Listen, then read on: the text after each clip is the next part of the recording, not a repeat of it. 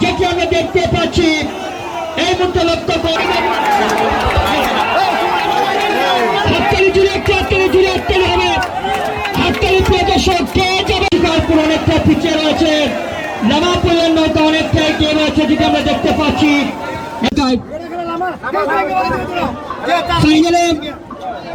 ফাইনালে কে চলে যাবে সেটা আমরা অত্যন্ত আনন্দিত এবং তাদের গ্রামের মানুষের যে আনন্দের কিন্তু বা বিনোদনের খুব একটা কিন্তু জায়গা নাই। খুব বিনোদনের একটা উত্তম মাধ্যম হলে এই নৌকা বাইচ প্রতিযোগিতা। আমি এখানে দেখছি অনেক মানুষ নারী পুরুষ ঘরবাড়ি থেকে বেরিয়ে এসে তারা নৌকায় করে এই প্রতিযোগিতা দেখার জন্য এখানে দীর্ঘক্ষণ যাবত অপেক্ষা করতেছে। আর যুগ যুগ ধরে যেন এই ঐতিহ্যবাহী প্রতিযোগিতা যেন অব্যাহত থাকে এবং গ্রামের মানুষগুলো যেন তাদের আন্তরিকভাবে এই ভালোবাসায় এই কাজগুলো করে থাকে এবং এখানে যে অংশগ্রহণ করার সুযোগ পায়। এক সময় বর্ষাকাল আসলে আমাদের এলাকায় ডাক ডুল বাজিয়ে নৌকা বাইচ হতো, কিন্তু মধ্যে এগুলো হারিয়ে গিয়েছিল। এখন আবার আমরা ঐতিহ্যগুলা ফিরে পেয়েছি। নৌকা আজকে 5 বছর ধরে আমরা নৌকা বানাইছি। এই নৌকায় 5 বছরের ভিতরে কোনো সব জায়গায় আমরা বিজয় লাভ করছি। এই ঐতিহ্যবাহী নৌকা বাইচ কিন্তু আমরা চাই, এরপরও আমরা খুশি বা খুশি খুশি, কিন্তু আমরা নৌকা বাইচটা কিন্তু আমরা প্রয়োজন আমরা চাই। অনেক ভালো লাগছে, কারণ বন্ধু বান্ধব মিলে অনেকদিন পরে নৌকা বাইচ দেখলাম, অনেক ভালো লাগছে আমাদের। আমরা নৌকা বাইচ এখন নৌকা নিয়ে এসেছি আনন্দ বিনোদনের জন্য। এই নৌকা বাইচ একটা ঐতিহ্যবাহী বাইচ, আমরা মুরব্বীরাও বাইছে, আমরাও পাইতাম। ঐতিহ্যবাহী নৌকা বাইচ, এই বাইচ প্রতি বছর যাতে সবখানেই হয়, আনন্দ বিনোদন হয়, যাতে দর্শকের মজা পায় আর আমরাও বাইরে যাতে দর্শকের আনন্দ দিতে পারি।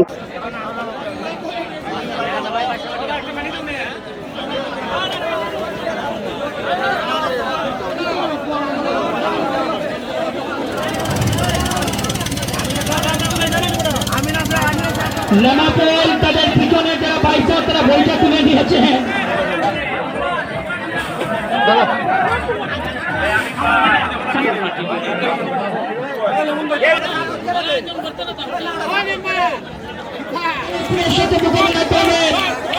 নামাপোল বনাম শিকারপুর অভিনন্দন জানাবো। ফাইনালে চলে গেল নামাপোল, তারা ফাইনালে চলে গেছে। আমিন চলে যাবেন। আমরা ছোটবেলায় বা আমরা যখন যুবক ছিলাম এই খেলাটি এই বাটি বাংলার অত্র এলাকার লোকজন প্রায়ই বর্ষাকালে হতো। আজকে হাজার হাজার দর্শক এই দেখেন রাস্তাঘাটে নৌকায় প্রায় 30 থেকে 40 হাজার দর্শক হবে। আসলে কিন্তু আমি অনেক বছর পর এই নৌকা বাইচে এসেছি, উপভোগ করছি, খুব ভালো লাগছে। আমরা সুন্দর এবং সুষ্ঠুভাবে এই আমাদের বাংলাদেশের ঐতিহ্যবাহী একটা নৌকা বাইচ উপভোগ করছি।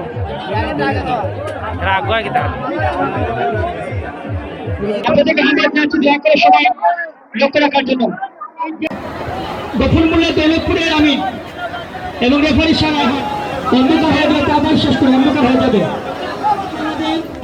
ফাইনালে যাবেন দুজন, দয়া করে আমাদের প্রস্তুত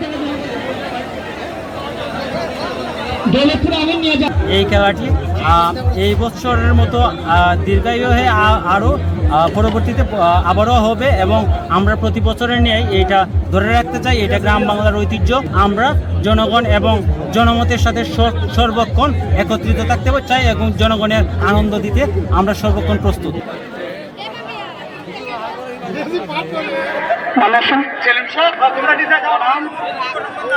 স্টেপ বাই স্টেপ, মানে বিলম্ব করবো না, দয়া করে আপনারা চলে যান।